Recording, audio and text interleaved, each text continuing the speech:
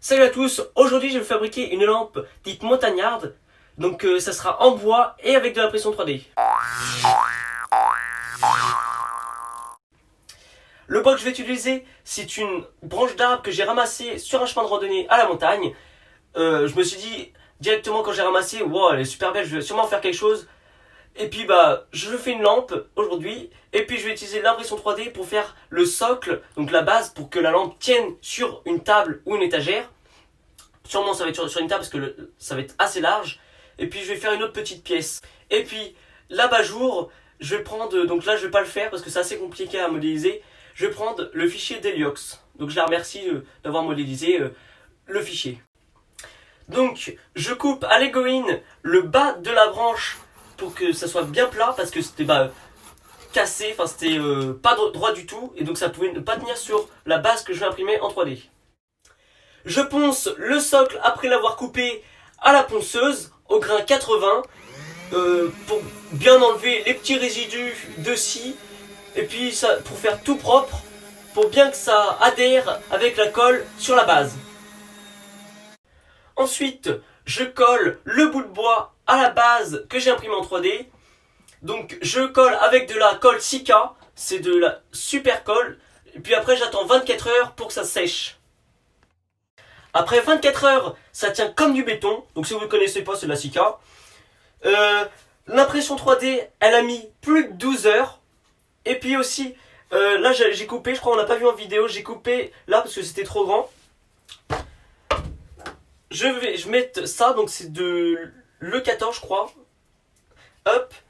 Et puis pour tenir au pied de la lampe, au pied du bois, et j'ai modélisé cette place là. Donc vous pourrez retrouver tous les liens dans la description. Donc ça se met comme ça. Je vais la coller après. Ça c'est pareil. Ça se met à peu près comme ça. Et puis j'ai imprimé ça, ça a mis plus de 10 heures. Donc c'est super beau, hein. C'est Heliox qui l'a modélisé. Vous voyez, c'est bord arrondi et tout, c'est magnifique. Et puis ça va super bien avec la lampe. Oui, alors c'est comme ça, à peu près. C'est dû à peu près comme ça.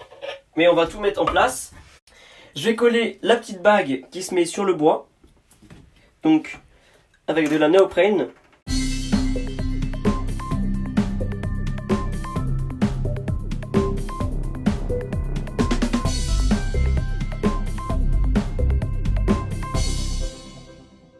J'attends un peu que ça colle parce que ça bouge quand ça revient par là.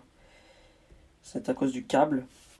Regardez l'installation que j'ai fait, donc c'est juste pendant 5 minutes, on attend que ça colle ici, là. Donc voilà, j'ai mis une bobine. Voilà, pour que ça colle, et puis dans 5 minutes, je pourrai après mettre l'ampoule et le lustre.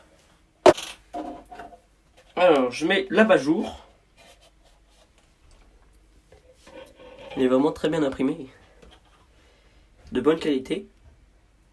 Donc je vais placer la bague pour serrer. Zut, je l'ai fait tomber. En fait j'ai peur d'arracher la colle. Enfin d'arracher le plastique.